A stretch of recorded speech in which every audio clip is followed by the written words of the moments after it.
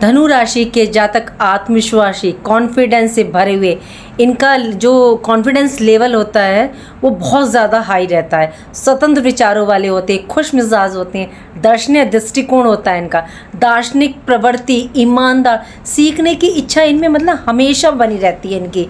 Travel करना इनको बहुत पसंद रहता है। आशावादी, न्यायप्रिय, तीक्ष्ण बुद्धि वाले होते हैं। ऐसे होते हैं धनु राशि के जातक। राधे राधे, मैं हूँ नीलू चौधरी। मेरे चैनल ग्रहों की माया में आपका स्वागत है। देखिए, ये जानकारी मैं आपको चंद्र कुंडली यानी कि जो आपकी जन्म राशि होती है उसके अनुसार दे रही हूँ। मई के महीने में काफ़ी बड़ी ट्रांजिट हुए हैं। 14 मई को गुरु बृहस्पति अतिचारी होकर के आपके 7th हाउस में, राहु आपके 3rd हाउस में और केतु आपके 9th हाउस में, और 7 जून के बाद मंगल भी आपके 9th हाउस भाग्य भाव में प्रवेश करेंगे। बस 1-2 दिन में करने ही वाले हैं। मार्च में शनि आपके मतलब 4th हाउस में प्रवेश कर चुके हैं और आप पर शनि की देखिए ढैया स्टार्ट हो चुकी है। और 6 जून के बाद से आपके 7th भाव में बुध प्रवेश कर जाएंगे और 15 जून के बाद सूर्य प्रवेश कर जाएंगे। देखिए, आप पर शनि की ढैया स्टार्ट हो गई है। शनि की ढैया हो या साढ़े सती हो, देखिए इससे डरने की ज़रूरत नहीं होती। किसी न किसी राशि पर तो ये रहेगी ढैया, साढ़े सती। तो ज़्यादा प्रभाव पड़ता है कि आपकी राशि पर उस दौरान कौन सी दशा चल रही है। यदि शनि की दशा चल रही है तो ये प्रभाव ज़्यादा डालेगी, और वो शुभ है आपके में तो बहुत अच्छा रिजल्ट देगी। और वैसे भी धनु राशि वालों के लिए शनि की ढैया ज़्यादा कष्टकारी नहीं होती, क्योंकि गुरु बृहस्पति के अधीन होकर के ये कार्य करते हैं शनिदेव। अगर आप कर्म कर रहे हैं, किसी को कष्ट नहीं दे रहे हैं, न्यायप्रिय हैं, आलस को त्याग रहे हैं और समय पर उठ रहे हैं, तो शनि आपको नहीं प्रताड़ित करेंगे। शनि की बस डिमांड को अगर ग्रहों को समझ लिया जाए ना, उनकी डिमांड को मान लिया जाए, तो कोई भी ग्रह आपको परेशान नहीं करेंगे। देखिए, बात करते हैं सबसे पहले 1st हाउस की। 1st हाउस पर कई ग्रहों की दृष्टियाँ, और जैसे मैंने बताया है कि ग्रहों के राशि परिवर्तन से ज़्यादा उनकी दृष्टियाँ बहुत महत्व रखती है, बहुत इंपॉर्टेंट होती है। और 1st हाउस क्या, हमारा व्यक्तित्व, हमारी ऑरा, हमारा मूल स्वभाव, हमारी आत्म छवि, हम स्वयं। और गुरु बृहस्पति की पूर्ण 7वीं दृष्टि अतिचारी, शनि की 10th दृष्टि, केतु की 5th दृष्टि, 6 जून से बुध की 7वीं दृष्टि और सूर्य की 15 तारीख से दृष्टि आपके 1st हाउस पर रहेगी। गुरु बृहस्पति की दृष्टि अपने स्वयं की राशि पर, बेहतरीन स्थिति, आपकी सोच, व्यवहार, आप इस दौरान अंदर से मतलब आध्यात्मिक हो जाएंगे। केतु की दृष्टि पड़ने से आपका रुझान इस दौरान मेडिटेशन की तरफ ज़्यादा रहेगा। केतु की दृष्टि बृहस्पति पर हो या गुरु और केतु का योग हो तो युति ये आध्यात्मिक बनाती है। इस दौरान देखिए, अगर गुरु क्या धर्म स्थान, केतु क्या दान, अगर आप धर्म स्थान पर जाकर के जितनी सेवा करेंगे, दान करेंगे, उतना बेस्ट रिजल्ट आपको ये प्राप्त होगा। आपकी मतलब पर्सनैलिटी और भी ज़्यादा मैग्नेटिक हो जाएगी। शनि की 10th दृष्टि मतलब जो कार्य आप कर रहे हैं, आपके कर्मों के अनुसार परिश्रम का रिजल्ट ये आपको प्रदान करेगी। देखिए, शनि थोड़े स्लो मूविंग प्लैनेट है।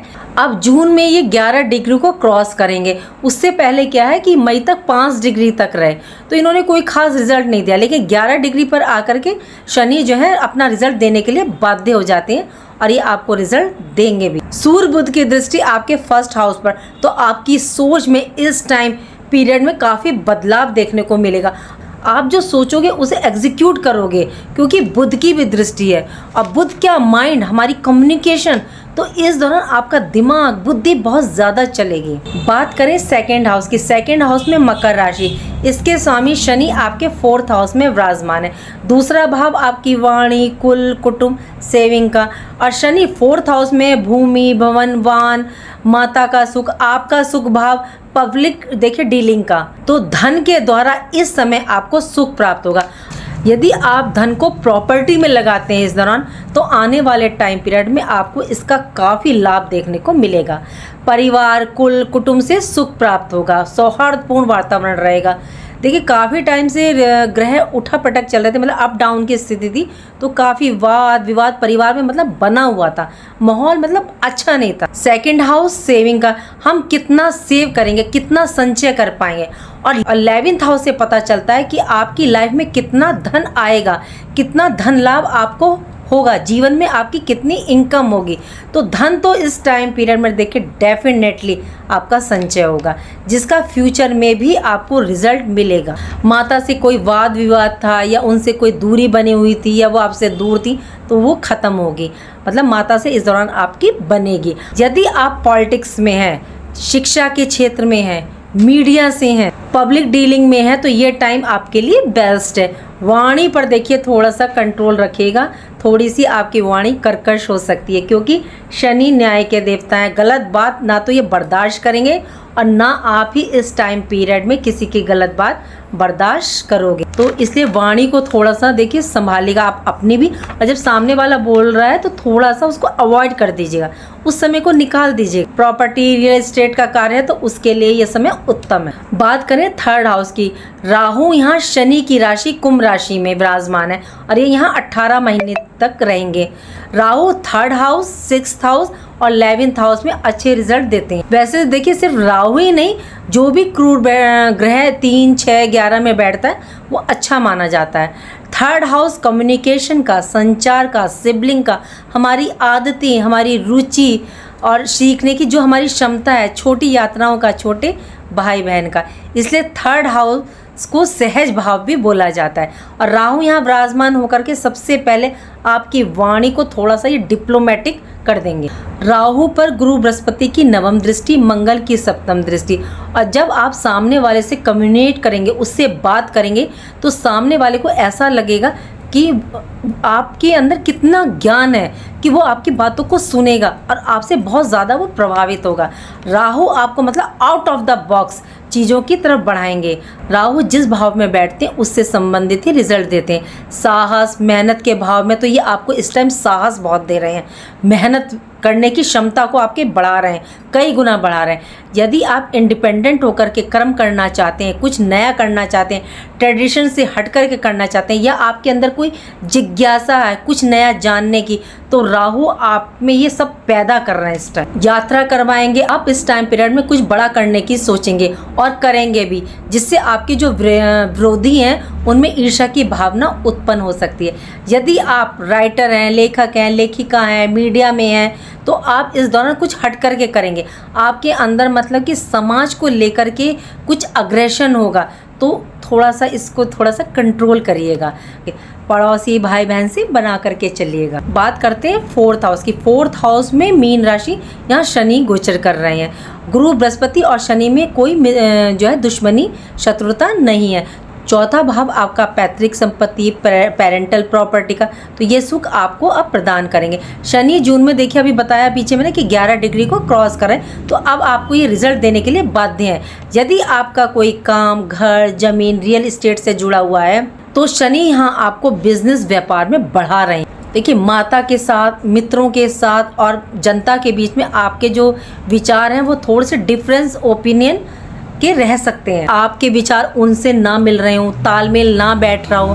देखिए ढैया भी आप पर प्रभावी है, तो रिस्पॉन्सिबिलिटी आप पर बढ़ सकती है, कार्य का बोझ आप पे बढ़ सकता है, वर्क प्लेस पर भी आप पर कार्य बढ़ सकता है, तो आप कार्यों से पल्ला झाड़ सकते हैं कि मैं नहीं कर रहा। इसकी एक वजह यह है कि राहु गुरु की दृष्टि पड़ रही है, ये भी हो सकता है। लेकिन यदि आपकी अपनी पर्सनल चार्ट में शनि की पोजीशन शुभ है, तो शनि आपको काफ़ी ऊंचाई, तरक्की तक ले जाने का काम करेंगे। यदि आप इंडिया से बाहर रहते हैं तो आप अपनी जन्मभूमि पर लौटने का विचार कर सकते हैं, क्योंकि शनि अपनी ही जन्मभूमि पर रहने को दर्शाते हैं। और फोर्थ हाउस में है शनिदेव, पेरेंटल हाउस में, तो ये स्थिति और भी स्ट्रॉन्ग बनती है। आप इस दौरान प्रॉपर्टी खरीदने की सोच भी सकते हैं इन 2.5 वर्षों में। बात करते हैं आपके फिफ्थ हाउस की। फिफ्थ हाउस में मेष राशि, इसके स्वामी 9th हाउस भाग्य भाव में। पंचम भाव देखिए पूर्व जन्म के फलों का, और 9th हाउस हमारा भाग्य भाव। पंचम का स्वामी नवम में, तो पूर्व जन्मों के फलों से भाग्य उदय। केतु यदि पंचम, नवम और द्वादश में, तो ये पूर्व जन्म को दर्शाते हैं। इस टाइम भाग्योदय आपके द्वारा किए गए कार्यों से होगा। गुरु बृहस्पति संतान के कारक हैं, पंचम भाव के कारक गुरु बृहस्पति हैं। यहाँ शुक्र विराजमान है। फिफ्थ हाउस भी देखिए संतान भाव है, तो जो स्त्रियां कंसीव करना चाहती हैं उसके लिए एक बहुत ही अच्छा समय है। थोड़ा संभल कर चलना होगा, क्योंकि 9th हाउस में मंगल केतु का भी योग है। पंचम का स्वामी नवम में, तो स्त्रियों को काफ़ी ध्यान रख करके चलना होगा। संतान के कार्यों में अड़चन आ रही थी तो अब आपके कार्य बनेंगे संतान से संबंधित। आपके जीवन के पूर्ण उत्थान का, लव रिलेशन का, प्रेम प्रसंग का भाव है, तो प्रेम प्रसंग तो काफ़ी परवान चढ़ेंगे। थोड़ा सा देखिए ईगो, अहम, गुस्से से बच कर के रहिएगा। स्टूडेंट्स के लिए काफ़ी अच्छा समय, लेकिन माइंड को डाइवर्ट ना होने दें, अपना कंसंट्रेशन बना करके रखें। लॉन्ग टर्म इन्वेस्टमेंट के लिए देखिए ये समय बहुत अच्छा है। शुक्र का पंचम में आना रोमांस अट्रैक्शन को बढ़ाएगा, लेकिन आर्ग्यूमेंट भी आपस में करवा सकता है, तो थोड़ा बच के रहिएगा। बात करें 6th हाउस की, 6th हाउस में सूर्य और बुध विराजमान है। सूर्य 15 तारीख तक और बुध 6 जून तक विराजमान रहेंगे। बुध 2 दिन बाद ही देखिए राशि परिवर्तन करके अपनी स्वयं की राशि में ये प्रवेश करेंगे। सूर्य 6th हाउस में अच्छे माने जाते हैं। सूर्य यहाँ देखिए शत्रुहंता योग तो नहीं, लेकिन इसके जैसा ही ये रिजल्ट यहाँ पे प्रदान कर रहे हैं। सूर्य यहाँ आपको प्रतिस्पर्धी और महत्वाकांक्षी बनाता है। बुध यहाँ कारक है। काल पुरुष की कुंडली में देखिए 6th हाउस में कन्या राशि आती है। सूर्य के द्वारा इस टाइम पीरियड में ऋण, रोग, शत्रु से छुटकारा मिलेगा।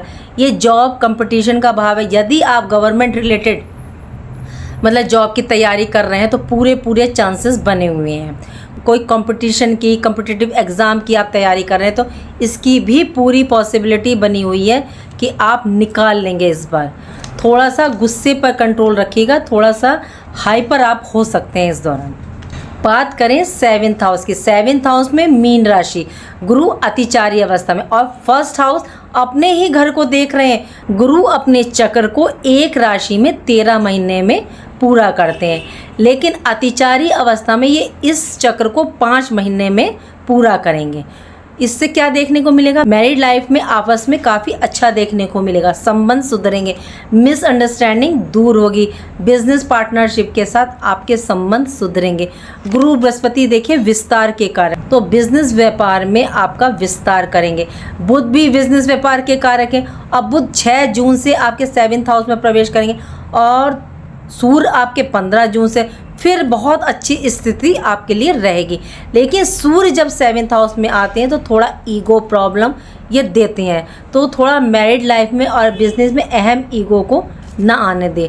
जो डेली वेजेस पर आपका वर्क है उसमें बहुत अच्छी ग्रोथ आपको देखने को मिलेगी। बात करें 8th हाउस की, 8th हाउस में कर्क राशि और कर्क में चंद्रमा विराजमान है।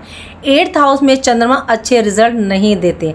8th हाउस ट्रांसफॉर्मेशन का, अकल्ट्स का, गुण रहस्यों का, विद्याओं का, स्पाई का, पैतृक संपत्ति का, वसीयत का, इंश्योरेंस का, एस्ट्रोलॉजी का, आर्कोलॉजी का होता है।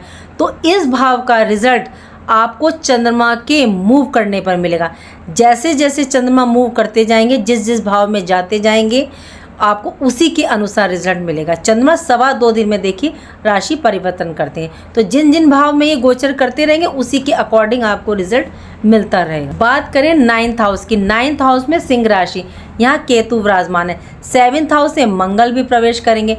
अग्नि ग्रह एक दूसरे के घर में क्रॉस कनेक्शन बना रहे हैं। भाग्य इस समय आपका पूर्ण साथ देगा, पूरा का पूरा साथ देगा। पिता गुरु के साथ संबंध बनाकर चलें, लंबी यात्राओं के योग बनेंगे, जो कि आने वाले टाइम में बहुत बेस्ट रिजल्ट आपको देंगे, चाहे वो वैसे कैरियर हो या पर्सनल हो। आपको अपने कार्यों की, कर्मों के माध्यम से भाग्य का फुल सपोर्ट मिलेगा। ज़बरदस्त टाइम, बहुत ज़बरदस्त टाइम है ये आपका। 9th हाउस बहुत ज़्यादा रिच। बात करते हैं 10th हाउस की, 10th हाउस में कन्या राशि, इसके स्वामी बुध 6 जून तक रहेंगे आपके 6ठे भाव में और 7 जून को ये आपके 7वें भाव में प्रवेश करेंगे। तो कैरियर में आपको काफ़ी लाभ देखने को मिलेगा। गवर्नमेंट रिलेटेड आपके कार्य बनेंगे, आपके द्वारा आपके पिता के कार्य बनेंगे जो काफ़ी टाइम से रुक रहे थे। जॉब स्विच करने के लिए देखिए ये बहुत उत्तम समय रहेगा। वर्क प्लेस पर भी आपका माहौल आपके अकॉर्डिंग देखने को मिलेगा, मतलब अच्छा देखने को मिलेगा, जो काफ़ी टाइम से आपको नहीं मिल रहा था। मतलब इस दौरान आपको सबका सपोर्ट मिलेगा। कम्युनिकेट इस टाइम आप अपना अच्छा कर पाएंगे। कम्युनिकेशन से इस दौरान आपके काफ़ी कार्य बनेंगे। 10th का लॉर्ड जब 7th में हो तो बिजनेस व्यापार के लिए भी ये बहुत उत्तम बेस्ट होता है। बात करें 11th हाउस की, 11th हाउस में तुला राशि, जिसके स्वामी शुक्र 5th हाउस से अपने घर पर ही दृष्टि डाल रहे हैं। इस टाइम आपका सोशल सर्कल दायरा बढ़ेगा, आपके मित्र सहयोगी मतलब बढ़ेंगे।